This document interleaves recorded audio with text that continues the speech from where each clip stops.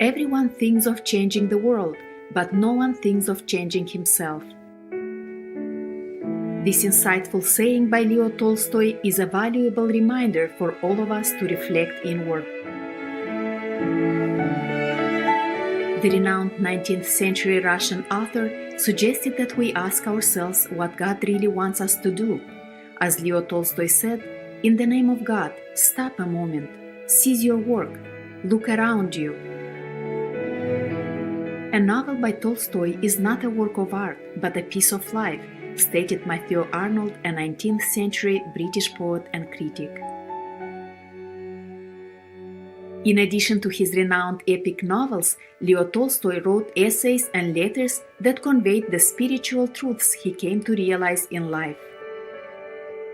Along with adopting and promoting the vegetarian diet, he became deeply interested in spirituality and living by the ethical teachings of Christ. The concepts he conveyed through his writings about peace and the fulfillment of God's will greatly influenced 20th century leaders like Mahatma Gandhi and Dr. Martin Luther King Jr. Supreme Master Ching Hai spoke about the uplifting nature of Leo Tolstoy's work during a group meditation session with our association members in July 1997 in Los Angeles, USA. Because Tolstoy was a practitioner, That's why when you read his stories, almost the stories about spirituality, about God, and very happy, very positive. It's very good to read him, to read his books. You try. If you haven't, you try. You can read more, Such thing is very good for you. We would like to share with you an insightful excerpt from Volume 2 of The Pathway of Life called Effort. This section highlights the active striving and pure-minded focus that are needed to ensure our spiritual progress. 3. The striving after perfection requires mental effort. Be you perfect, even as your heavenly Father is perfect, says the Gospel. This does not signify that Christ commands man to be as perfect as God, but that every man must make efforts of mind to strive after perfection, and in this striving is the life of man.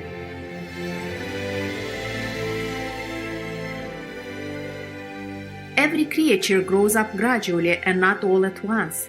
A science cannot be mastered all at once. Neither can sin be overcome all at once. There is only one way to grow better, by wise judgment and constant patient effort. Lessing said that it is not the truth which gives joy, but the effort which a man must make in order to attain it. The same may be said of virtue. The joy of virtue is in the efforts made to attain it. The following admonition is engraved on the bathtub of Emperor Qing Tang. Daily renew thyself completely, do so again and again from the beginning. If a man is not engaged in research, or if he is engaged in research and fails therein, let him not despair or cease. If a man does not question enlightened persons regarding doubtful matters, or questioning them fails to attain enlightenment himself, let him not despair. If a man does not meditate, or meditating fails to comprehend clearly the essence of good, let him not despair. If a man does not distinguish good from evil, or in distinguishing lacks a clear conception, let him not despair. If a man does not perform good deeds, or in performing them does not devote his whole strength to them, let him not despair. Whatever others have accomplished with one bound, he may be able to accomplish after 10 trials. Whatever others have accomplished after 100 trials, he may be able to accomplish after 1,000. He who truly shall follow this rule of constant effort, no matter how ignorant he be, will attain enlightenment. No matter how weak he be, he will attain strength. No matter how depraved he be, he will surely acquire virtue. If a man performs good deeds merely because he has acquired the habit of doing good, his is not yet the truly good life. Good life commences when man makes efforts in order to be good. You say that it is not worthwhile to make efforts, for, strive as you may, you can never attain perfection. But your business is not in attaining perfection, it is in the constant striving after it. Let not man think lightly of evil in his heart. I am so far from evil that it cannot touch me. Little drops fill a vessel with water. Little by little, the madman who does evil deeds is filled with evil. Let not man think lightly of goodness, saying in his heart, I have no strength to receive goodness. As the vessel is filled drop by drop, even so the heart of that man who performs good deeds is filled with goodness as he strives towards blessedness. To make life continuous joy instead of sorrow, be always good to all, men and animals alike. In order to be always good, you must train yourself to be good. In order to train yourself to be good, you must not commit a single unkind action without reproving yourself. If you do this, you will soon acquire the habit of being kind to all, men and animals alike. And if you become accustomed to kindness, joy will ever reign in your heart. The virtue of man is not measured by prodigious feats, but by his daily efforts.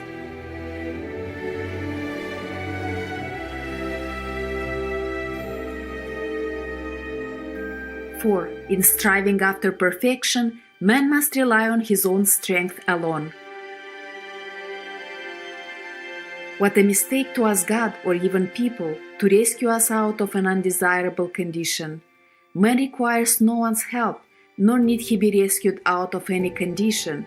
He has need of one thing only, to make an effort of his own mind in order to free himself from sins, errors, and superstitions. Only to the extent that a man delivers himself from sins, errors, and superstitions can his condition change or improve. Nothing so weakens the strength of a man as the hope of finding salvation and happiness in anything outside of his own efforts. We must rid ourselves of the idea that heaven can correct our errors. If you prepare food carelessly, you do not expect that Providence will intervene to make it tasty. Even so, if after a series of senseless actions you have misdirected the course of life, you must not think that divine intervention will set everything right. There is within you the knowledge of what constitutes supreme perfection. There are likewise within your own self obstacles to its attainment. Your condition is what you must work over in order to approach perfection. You sin yourself, you encompass evil yourself, you flee from sin yourself, you purify your thoughts yourself. You are evil or you are pure in your own self. Another cannot save you. To say that I cannot refrain from an evil deed is to say that I am not a man but an animal. Men often think so, but no matter how strongly they may affirm this, they know within their own hearts that as long as they have life, they can cease from evil and commence to do good. There is no moral law if I cannot obey it. Some say we are born selfish, covetous, lustful, and we cannot be otherwise. Yes, we can. First, we must feel in our hearts what we are and what we should be, and then we must make an effort to strive towards that which we ought to be.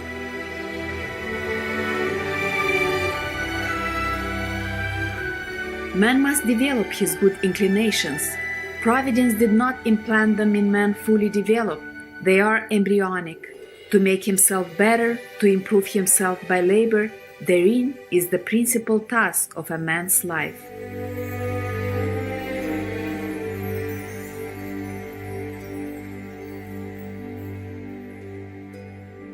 Jubilant viewers, thank you for joining us on today's Words of Wisdom.